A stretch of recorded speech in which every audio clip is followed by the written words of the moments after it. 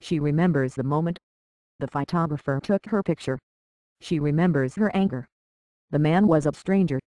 She had never been photographed before. Until they met again 17 years later, she had not been photographed since. The photographer remembers the moment too. The light was soft. The refugee camp in Pakistan was a sea of tents.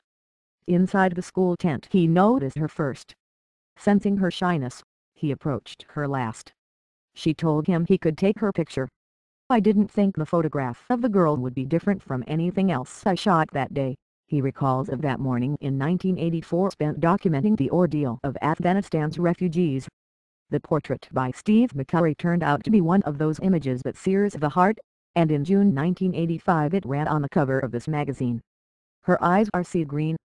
They are haunted and haunting, and in them you can read the tragedy of a land drained by war.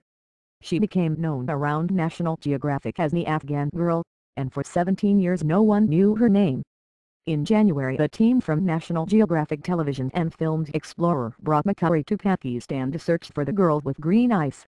They showed her picture around Naseerbag, the still-standing refugee camp near Peshawar where the photograph had been made. The teacher from the school claimed to know her name. A young woman named Alam Bibi was located in a village nearby, but McCurry decided it wasn't her. "No," said a man who got wind of the search. He knew the girl in the picture. They had lived at the camp together as children. She had returned to Afghanistan years ago, he said, and now lived in the mountains near Trabora. He would go get her. It took 3 days for her to arrive. Her village is a 6-hour drive and 3-hour hike across a border that swallows lives. When McCurry saw her walk into the room, he thought to himself, "This is her.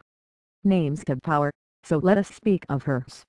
Her name is Sharbatgula, and she is Pashtun, that most warlike of Afghan tribes. It is said